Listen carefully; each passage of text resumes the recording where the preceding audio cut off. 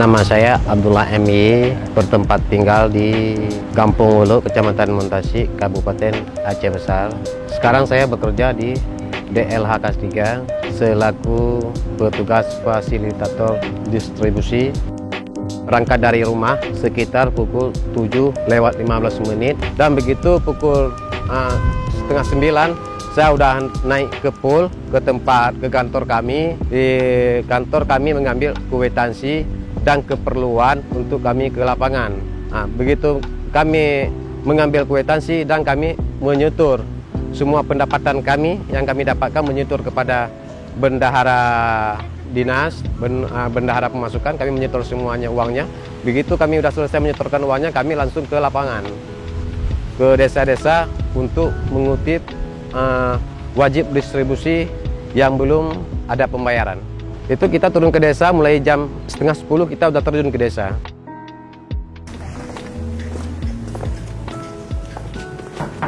Assalamualaikum. Waalaikumsalam. Mohon maaf Bu mengganggu. Iya.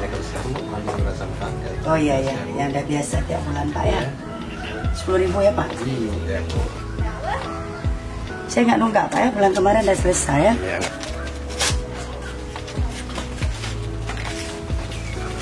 Semenjak udah ada pengambilan sampah ini, dah alhamdulillah lah. Terima kasih banyak Bu ya. Ya sama-sama. Oke. Bang, dari dinas kebersihan Bang mau ngambil iuran sampah Bang.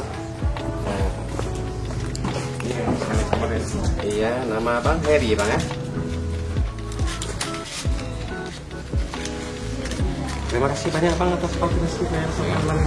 Menurut Kanun Kota Madia Banda Aceh nomor 5 tahun 2017, kalau rumah ukurannya tipe 36 itu seperti rumah tipe bantuan, itu kena iurannya 10.000 per kakak. Sedangkan rumah tipe 36 sampai 150 itu kena iurannya tuh 15.000 per bulan. Sedangkan tipe rumah ukuran 150 persegi itu iurannya 20.000 per bulan. Ada masyarakat yang tidak mau bayar dengan alasan tidak ada pelayanan, dan ada juga masyarakat yang tidak mau bayar dengan alasannya tidak ada keranjang sampah. Tapi alhamdulillah sikit-sikit saya memberikan penjelasan dan membagikan ilmu kepada masyarakat, memberitahukan yang bahwa kalau ranjang sampah itu memang tidak kami sediakan, akan tetapi yang akan kami sediakan dari kantor transportasi dan jasa. Karena ada jasa dan transportasi, maka masyarakat wajib membayar iuran sampah.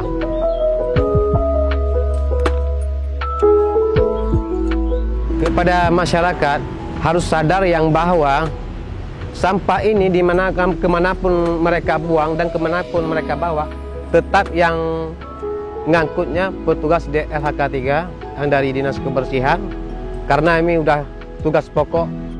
Maka masyarakat harus sadar yang bahwa sampah itu tidak boleh dibakar, karena kalau dibakar sampah itu nanti merujuk pada Kanun nomor 1 tahun 2019 itu ada aturan mainnya. Dan ada dendanya kalau misalnya dendanya itu tidak dibayar dengan uang, maka ada dendanya penjara.